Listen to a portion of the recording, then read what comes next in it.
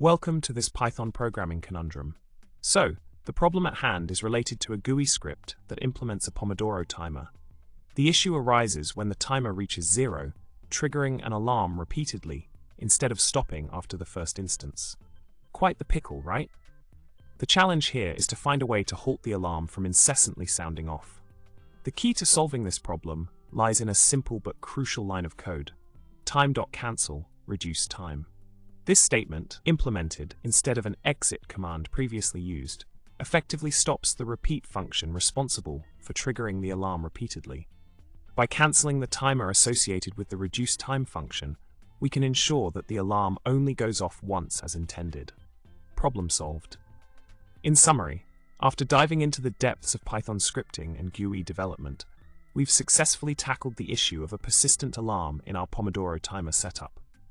Remember, a single line of code can make all the difference in ensuring your program functions smoothly.